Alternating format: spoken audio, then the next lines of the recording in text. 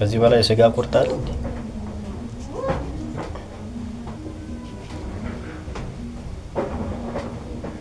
እንብላ ብያለሁ።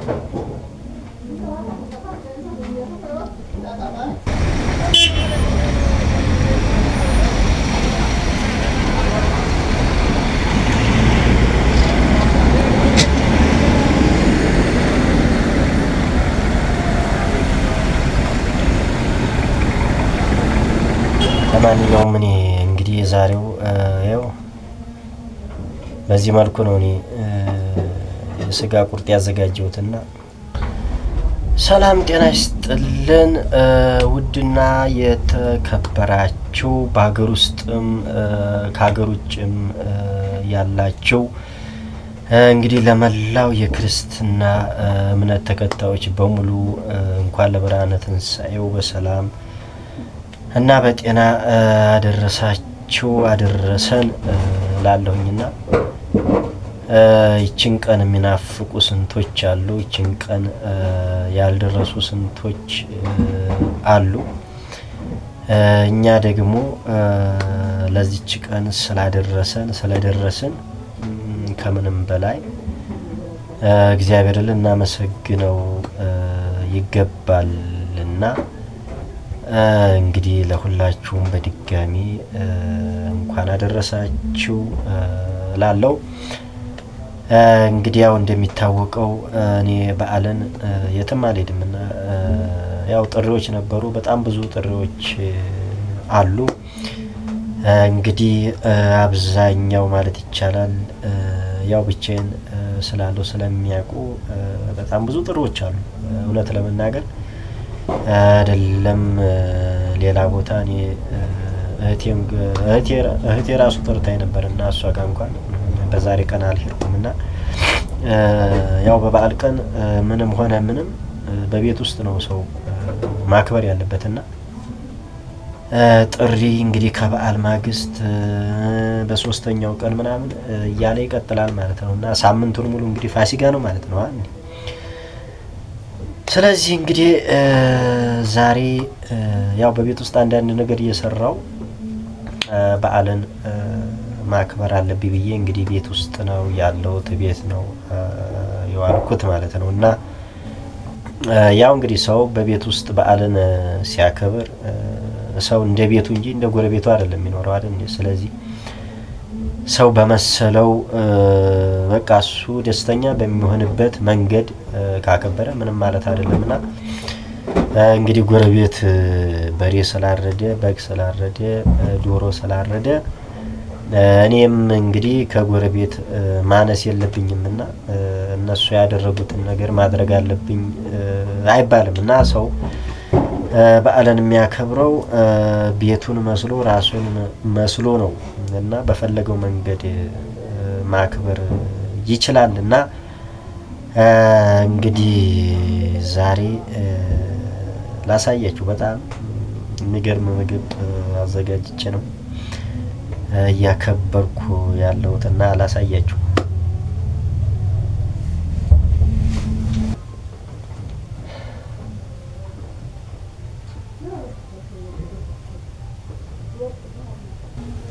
ያው በዚህ መልኩ ነው እያከበርኩ ያለሁት። ስለዚህ በቂ አይደል? ምን መሰላችሁ እንግዲህ ውድ ቤተሰቦች ዛሬው እንደሚታወቀው ጾም መፍቻ ነው። እንግዲህ ስንት ወር ያው እንደ ጾምን ይታወቃልና በጾም መፍቻ ቀን ያው በምን እንደሚፈታ ታውቃላችሁ። እንግዲህ እንቁላል ካለ በእንቁላል፣ ወተት ካለ በወተት፣ በስጋ በምናምን ነውና እውነት ለመናገር እኔ እንጃ ስጋ ቤት ወረፋው ለነገራችሁ አልችልም። እንግዲህ የሰው ልጅ ስጋ ቦታ ተሰልፎ ትራንስፖርት ላይ ተሰልፎ አይዘለቅምና ጭራሽ ወረፋ የሚባል ነገር የለም ማለት ነውና ያው ሰሞኑንም በዓል ነው እኮ የግድ ዛሬ ብቻ መበላት የለበትም። ለማንኛውም እኔ እንግዲህ ዛሬው ያው በዚህ መልኩ ነው እኔ ስጋ ቁርጥ ያዘጋጀሁትና ዛሬ በዚህ መልኩ ነው እኔ የማከብረው። እናንተ እንግዲህ ምን እንደምትሉ አላቅም። እናንተ የፈለጋችሁትን በሉ፣ ችግር የለም። ለኔ ብቻ ደስ ይበለኝ፣ በዓሉን በደስታ ላክብር እንጂ የግድ ስጋ መብላት የለብኝም አይደል እንዴ? ስለዚህ በዚህ መልኩ በዓልን እያከበርኩ እገኛለሁ ማለት ነውና እርግጠኛ ነኝ እኔ እንጃ ብቻ ያሳፍራል። እኔ በነገራችን ላይ አላፍርም፣ ምንም የሚያሳፍር ነገር የለውምና ሰው ባለው ነገር ነው ማክበር ያለበትና ቅድም እንደነገርኳችሁ ሰው ቤቱንና ራሱን አቅሙን አይቶ ነው በዓልን ማክበር ያለበትና እንደነገርኳችሁ ሰው የተወሰነ ነገር ስላደረገን የሚያንን ነገር ላርግ ማለት አይቻልም ልላችሁ ፈልጌ ነው። ለማንኛውም እስቲ ከዚህ በላይ በእውነት ቁርጣል እንዴ የለም። በሚገርም ሁኔታ ነው ያዘጋጀሁት። ይሄ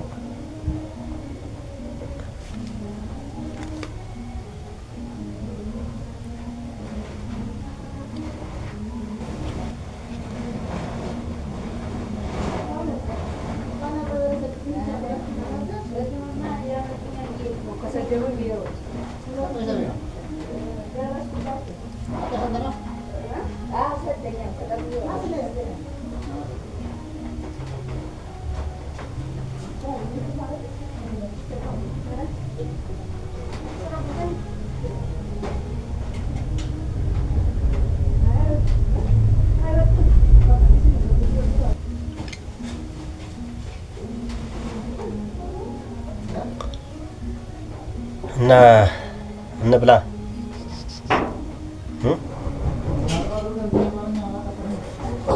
ከዚህ በላይ ስጋ ቁርጣል እንዴ?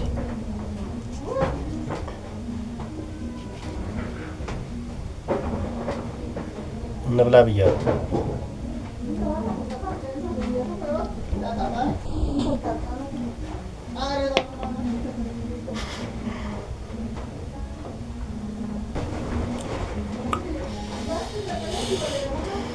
ሚጥሚጣው ራሱ ያቃጥላል።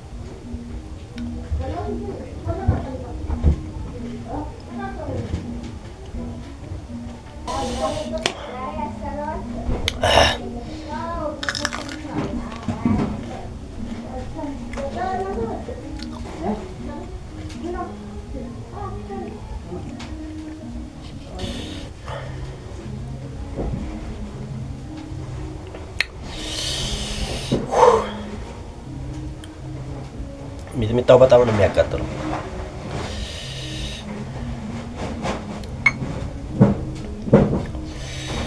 እና እንግዲህ ውድ ቤተሰቦች ያው ቅድም እንደነገርኳችሁ የስጋ ቤት ወረፋው ማለት ነው በጣም በጣም በጣም ተስፋ ያስቆርጣልና እስኪ በእውነት እኔም እዛው አካባቢ ስለነበርኩኝ ላሳያችሁና አንዳንዴ ስጋ በነፃ ውሰዱ የተባለ እስከሚመስል ድረስ ነው ህዝቡ እዛ ተሰልፎ ያለውና አንዳንዴ ሰው በብሩ ራሱ የሚገዛ አይመስልም። እና እስኪ ላሳያችሁ ለማንኛውም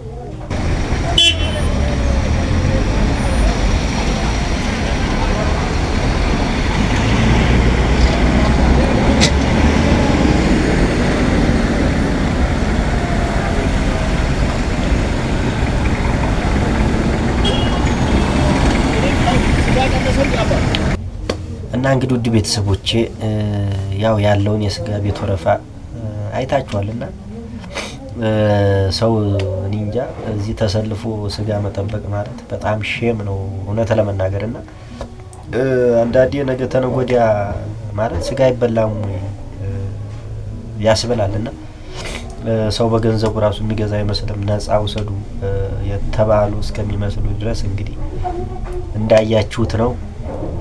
በጣም ገርሞኝ ነው እና ነገም ተነገ ወዲያም በዓል ነው። ሳምንቱን ሙሉ ፋሲካ ነው፣ ዛሬ ብቻ አይደለም። ስለዚህ ነገም ተነገ ወዲያም ሰው ገዝቶ መብላት ይችላል እንጂ ይህን ያክል የሚያሰልፍ ነገር የለም። ማለት እኛ ሰው ስንባል ትራንስፖርት ተሰልፈን ስጋ ቤት ተሰልፈን በቃ ማንሰለፍበት ቦታ የለምና አንዳንዴ እንግዲህ ራሳችንም በራሳችን ችግር እየፈጠርን ነው ማለት ነውና እውነት ለመናገር ይሄ ሁሉ የተሰለፈው ሰው ጾሞ ነው ወይ እኔ እንጃ ሌላ ጥያቄ ነውና የጾመውም ያልጾመውም ነው እንግዲህ የተሰለፈው ማለት ይቅር ይበለኝ። ለማንኛውም እንግዲህ ዛሬ እኔ ስጋ ያው እንዳሳየዋችሁ ነው። የኔ ስጋ ቁርጥ ይሄ ነውና ለማንኛውም ላይክ፣ ሼር፣ ሰብስክራይብ እያደረጋችሁ አበረታቱ፣ ይደግፉኝ። ያው ሰሞኑን ደግሞ ትንሽ ጠፍቻለሁ ስላልተመቸኝ ነው። ያው እንደዚህ ሲመቸኝ ወደ እናንተ መጣለሁ አልጠፋምና እንግዲህ ለማንኛውም ከቁጥር ሳንጎል ለዛሬ አመት በሰላም በጤና ያድርሰን። እንግዲህ በዓሉ የሰላም የጤና በዓል እንዲሆንልን ለሁላችንም ምኞቴ ነው።